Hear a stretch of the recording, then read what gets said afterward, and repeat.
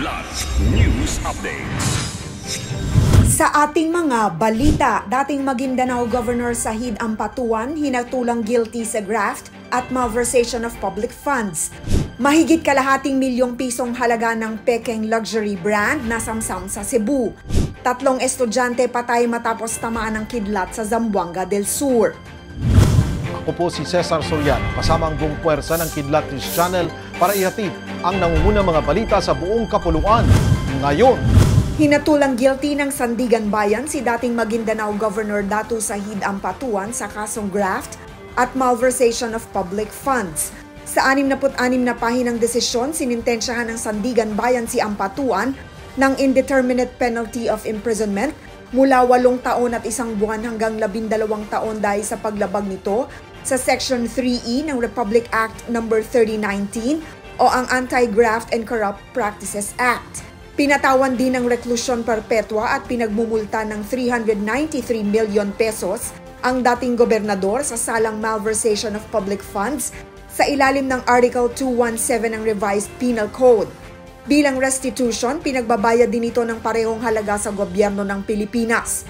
Hindi na rin ito maaring humawak pa ng anumang public office. Kaugnay ito ng 400 million pesos na public funds na dapat ay sa konstruksyon at rehabilitasyon ng farm-to-market roads sa Maguindanao na hindi naman na-implementa. Mahigit kalahating milyong pisong halaga ng mga pekeng Louis Vuitton o LV ang nasamsam ng National Bureau of Investigation o NBI sa iba't ibang shops sa isang mall sa Mandaue City, Cebu. Kabilang sa nakuhang counterfeit LV products ang libo-libong wallets at bags, accessories tulad ng belts at sombrero, pabango at ilang mga damit at iba pa. Ayon sa NBI, nag-ugat ang sunod-sunod na raid matapos silang makatanggap ng reklamo galing mismo sa pamunuan ng LV sa Pilipinas na mayroon umanong mga pekeng produktong gamit ang tatak nito na binebenta sa iba't ibang tindahan sa Cebu. Umabot sa 33 search warrants ang inisyu ng isang regional trial court sa Maynila ang gamit sa mga raid. Nakatakdang sampahan ng kaukulang kaso ang mga may-ari ng tindahan bilang paglabag sa Intellectual Property Code of the Philippines. Patay ang 3 menor de edad habang sugatan ng 2 iba pa sa Barangay Damit sa Bayog, Zamboanga del Sur matapos tamaan ng kidlat. Sa ulat ng mga otoridad, kumukuha ng saging ang mga biktima upang sanay maibenta.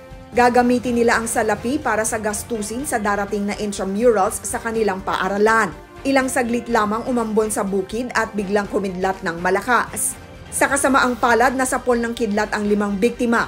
Idineklarang dead on arrival ang 3 sa ospital habang kasalukuyang ginagamot ang 2 nilang kasamahan na nagtamo ng mga paso at sugat sa katawan. Para sa Kidlat News Updates, ako si Rosalyn Sinchonko, nag-uulat. At inyo pong natungayan ang mga headlines sa nakalipas na mga oras. Manatiling nakatutok para sa mga susunod na updates at breaking news. Ako po si Cesar Soriano, kasama nyo sa bawat pagputok ng balita.